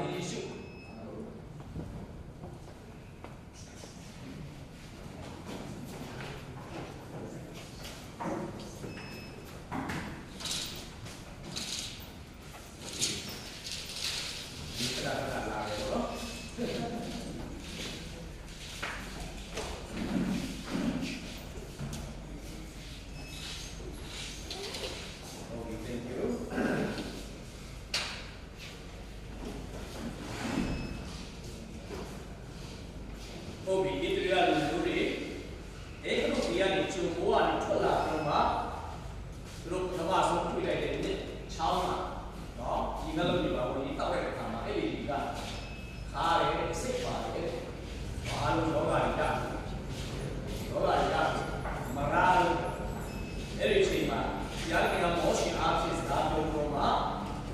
ဒီကိုင်းကိုချိုးတော့မှအဲ့ဒီကိုင်းကိုအဲ့ဒီထဲမှာတော့ချလိုက်တဲ့အခါမှာအဲ့ဒီကဒီချိုးဖြစ်သွားတာဖြစ်တယ်ပြောရမယ်ဆိုရင်အဲ့ဒီကိုင်းကဘာကိုပုံဆောင်လဲဆိုရင်ခါတဲ့အရာကိုချိုးစီတဲ့အရာကအခြားမှာဘာကိုပုံဆောင်လဲဆိုရင်သခင်ယေရှုရဲ့ဝါကလိုက်ပုံဆောင်ဟာလေလုယာဒီခါတည်တဲ့အရာမှာတပြတ်ကိုချိုးနေကြတာယေရှုရဲ့ဝါကလိုက်ဖြစ်တယ်ဒီကျွန်တော်အချင်းချင်းဟိုအားလုံးကိုကြားလိုက်ဆိုရင်ကျွန်တော်ပြောချင်တာအများကြီးရှိကောင်းရှိလိမ့်မယ်เนาะကျွန်တော်ဘဝတော့ခါတယ်เนาะပြိုင်ပွဲလို့ပဲဆိုရင်เนาะဘယ်လိုဆိုတာစီးတာလဲเนาะကျွန်တော်ညီးသွားတာတော့ကြလူတိုင်းမှာခါတည်တဲ့ဘဝရှိတယ်ကြည့်ချင်းသိနေတယ်เนาะဒီကနေစတိုင်းပဲဆိုရင်เนาะကျွန်တော်ဆရာမလေးเนาะပြောချင်စရာအများကြီးရှိတယ်ဆိုတော့ကျွန်တော်လည်းပြောစရာအများကြီးရှိမှာဖြစ်တယ်ဘဝမှာခါတည်တာလေခါတည်တာကမိသားစုပဲမို့ company မှာလုပ်ငန်းကုန်မှာပြောမယ်ဆိုရင်ဘာသာရေးအတင်းတော်မှာတော့ခါတည်စရာတွေအများကြီးရှိတာဖြစ်တယ်ဘာသာရေးလို့မှာတော့เนาะဒါပေမဲ့ကျွန်တော်ကြုံတွေ့နေတဲ့ခါတည်တဲ့အရာအလုံးကိုခြုံငိမ့်စေတာကတခြားဘယ်နေရာကလည်းမလာဘူးယေရှုရဲ့လက်ဝါးကားတိုင်းကနေပဲလာတာဖြစ်တယ်ဟာလေလုယာယေရှုရဲ့လက်ဝါးကားတိုင်းသဘောမပေါက်ဘူးဆိုရင်ကျွန်တော်ဘဝမှာဘယ်တော့မှဂျင်းနှမှုရောက်ရမှုရှိမှာမဟုတ်ဘူးမြေရာ unfair မတဘူးအဲ့ဒါကတော့နော် unfair နော်ကျွန်တော်အများအားပြောနေမှာဖြစ်တယ်ဘယ်တရားမမြတာဘူးအလုံးကမမြတာဘူးပညာရေးမှာကျောင်းမှာမမြတာဘူးအတင်းတော်မှာမမြတာဒီနေ့ကျွန်တော်ကြုံတွေ့နေတဲ့ခါတီးတဲ့အရာတွေအားလုံးချက်တာ၍ခါတီးတဲ့ဘဝကိုဖြတ်သန်းတော်သူကသခင်ယေရှုပဲဖြစ်တယ်ဟာလေလုယာဆိုတော့ဂါလတိ3အခန်းကြီး3အငယ်73မှာကျွန်တော်တင်ချင်းအားလုံးယေရှုကလေဝါကားတိုင်းမှာကျွန်တော်ခံယူသွားတယ်ဆိုတော့ကျွန်တော်အားလုံးဒီတာဖြစ်တယ်တစ်တိုင်မှာယူသွားတယ်ဆိုတော့တစ်တိုင်ဆိုတာကဘာရဲ့ချိန်ချင်းလက္ခဏာလဲဆိုတော့ပြည့်ရဲ့မလိုက်ရှောင်းနိုင်လို့နော်အဖြစ်ပြခံရတဲ့ချိန်ချင်းရဲ့ကြီးမားဆုံးဖြစ်တစ်တိုင်ဆိုတာပြည့်ရဲ့မလိုက်ရှောင်းနိုင်တဲ့ချိန်ချင်းကချိန်ချင်းရဲ့လက္ခဏာကတစ်တိုင်ဖြစ်အဲ့ဒီဥယျာဉ်မှာဘုရားစကားနာမထောင်လို့နော်ခံရတဲ့ချိန်ချင်းရဲ့လက္ခဏာကစူးပင်ဖြစ်ဟောဒီစူးပင်ရောတစ်တိုင်ရောဒီရတဲ့ကိုစလုံးကိုသွားတာကတကယ်ယေရှုဖြစ်တယ်ဟာလေလုယာဆိုတော့အဲ့ဒီဥယျာဉ်မှာလူသားကဘုရားစကားနားတော်တဲ့အခါမှာကြားရတဲ့ချိန်လိုက်တဲ့အခါမှာညီကြီးရတယ်စူးပင်တွေပေါက်မယ်စဉ်းစားကြည့်ပါတကယ်ယေရှုလည်းဝါကားလိုက်ပါတင်ခါနာဒီတိုင်းချက်ချင်းတက်လို့ရတယ်ချက်ချင်းတက်မခံရဖြည်းဖြည်းချင်းညင်ပန်းနဲ့ဆက်ချင်းခံပြီးပါတေသွားတာကဒီပဲရှိတာဖြစ်စဉ်းစားကြည့်ဒီမှာနော်ဆူရတဲ့တရဖူတွေသူဆောင်းထားတယ်အဲ့ဒါတွေအားလုံးကဒီချက်ချင်းမတည်ပဲနဲ့ဆင်းရဲဒုက္ခဝေဒနာခံစားပြီးမှယေရှုတည်တယ်ဆိုတာကလောကမှာမိတ်ဆွေနဲ့ကျွန်တော်ရဲ့ခါးသေးခြင်းတွေအားလုံးခြုံငိမ့်ခြင်းနဲ့ကြောင်းလဲပေးမှုယေရှုကပူဇော်ခံပေးတာဖြစ်တယ်ဟာလေလုယာဒီနေ့တင်ဘဝဟာ unfair ဖြစ်နေတယ်မမျှတဘူးမတရားဘူးလို့ခံစားတယ်ကျွန်တော်ဘဝတော့ခါးသေးတယ်ကျွန်တော်တွေ့ကြုံတဲ့အရာကတော့ဆူလို့နေလို့သင်ခံစားတယ်ယေရှုလည်းဝါကားတိုင်းကြည့်ဖို့ဖြစ်တယ်အာမင်အဲ့ဒီလေဝါကားတိုင်းကြည့်တဲ့အခါဟိုတာ၍ခြူတဲ့အရာကတင်ဘဝကိုလောမလာမှာဖြစ်တယ်။ရှားရှင်နာမတော်ကိုကြည်ပါစေ။ယောအခန်းကြီး1မှာကာနမင်္ဂလာဆောင်ပွဲကျွန်တော်ဒီကိတာဖြစ်တဲ့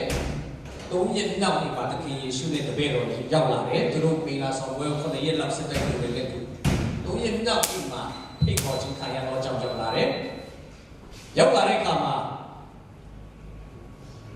ဂျူရီရဲ့ထုံးစံရအရင်ကောင်းတဲ့အရင်တွေးရှိတဲ့စပြည့်တွေအရင်တက်ရတယ်ပြီးရင်ညံ့တဲ့တော့မှဆိုနည်းနည်းချင်တဲ့စပြည့်တွေနောက်မှတိုက်တာဖြစ်အရင်တွေးရှိတဲ့အရာတွေပြင်းတဲ့အရာပြောရမှာအဲ့ဒါတွေတိုက်တဲ့အခါမှာဘာလို့တက်ရလဲဆိုတော့အဲ့ဒါကောင်းတဲ့တွေတိုက်တဲ့အခါမှာလူတွေနည်းနည်းမူးသွားပြီပေါ့ကိုယ့်ရဲ့ကံမှာတေဟာပဲလာရှိပဲခက်ခက်လေကောင်းလိုက်တာဆိုပြီးနောက်မှချလိုက်တာဖြစ် အဲ့ဒါကြောင့်နော်ပွဲလုံးတဲ့လူတိုင်းကပြင်းတဲ့ဟာကိုရင်ပေးတာဖြစ်နောက်မှနော်နည်းနည်းညံ့တဲ့အရာကိုပေးတာအခုဒီမင်္ဂလာဆောင်ပွဲမှာတို့သားကအင်ရှင်တွေကအကောင်းဆုံးကိုထုတ်ပြီးပြီနော်ပြီးရင်ညံ့တဲ့ဟာတွေလည်းထုတ်ရင်ထုတ်အောင်ဒါနဲ့ဖြစ်ချင်တော့စပြည့်ရပုံတော့ပုံတဲ့အခါမှာရှစ်ပွဲမယ်အလုပ်သမားတွေရှစ်ပွဲတာကတော်သေးတယ်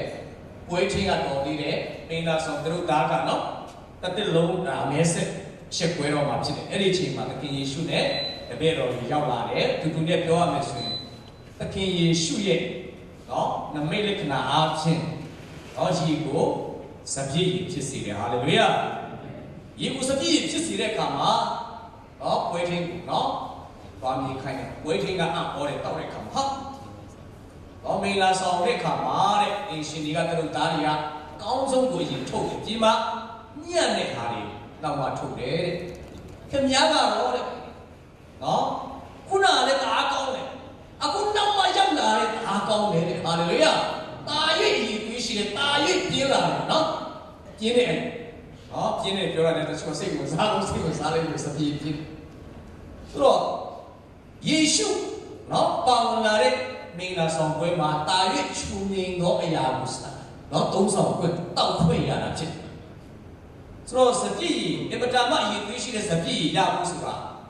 quality ရှိတဲ့စပြည့်ရဖို့ဆိုတာအချိန်ကစကားပြောတာဖြစ်တယ်။တော့စပြည့်နော်သူတို့စပြည့်မျိုးစိစိုက်တဲ့ခါမှာအနည်းဆုံး3နှစ်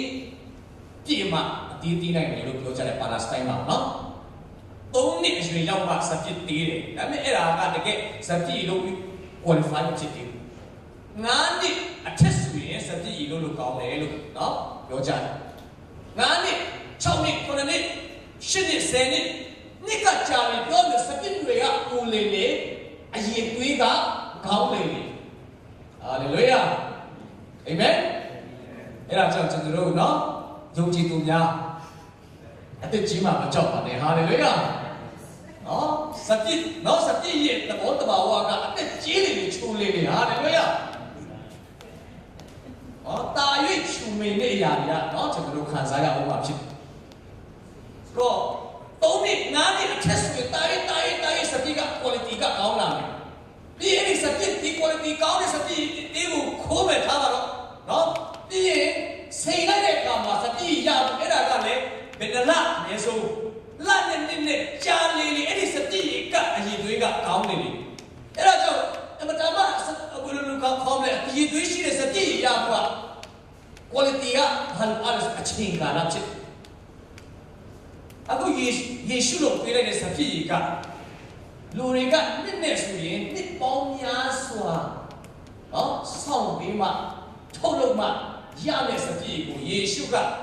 နှစ်ပေါင်းများစွာစောင့်ဆရာဘယ်လိုပဲနဲ့ချက်ချင်းအရေးသွေးရှိသောစပြည့်ကိုယေရှုကပေးနိုင်တာဖြစ်တယ်အာမင်ဒီနေ့ကျွန်တော်ဘဝမှာခါတိလာတွေများလို့ပြီကံဆိုးတယ်လို့ကိုခံရတာတွေများလို့ပြီဆိုတော့ကျွန်တော်ယုံကြည်တယ်ကျွန်တော်အားပေးချင်ယေရှုခရစ်တော်ဒီနှစ်ပေါင်းများစွာစောင့်ပြီးမှရမယ့်အရေးသွေးရှိတဲ့စပြည့်ကိုနှစ်ပေါင်းများစွာစောင့်ဆရာဘယ်လိုပဲနဲ့ချက်ချင်းပေးနိုင်တော်ဘုရားဖြစ်အာမင်ဒီနေ့တင်ပေပိုင်းမှာ quality ရှိတဲ့ဘဝကိုမျှော်လင့်တယ်အသက်တော့အသက်ပဲဘုရားပေးချင်တာတော့ quality ရှိတဲ့အသက်ဖြစ်တယ်ယောဟန်10:10မှာအခိုးတွေကိုချင်းတက်ချင်းဖြစ်စေခြင်းကလာဤနာမူကသူတို့ဒီအသက်လွှတ်ယုံညမကအထူးသဖြင့်အသက်နဲ့ပြည့်စုံစေခြင်းကလာတယ်တဲ့အသက်တော့တက်ဒါနဲ့ quality ရှိတဲ့အသက်နဲ့ quality မရှိတဲ့အသက်ရှိအရေးသွေးရှိတဲ့အသက်နဲ့အရေးသွေးမရှိတဲ့အသက်ကရှိတာဖြစ်ယေရှုပေးမဲ့အသက်တတိပေးတဲ့အသက်ကတော့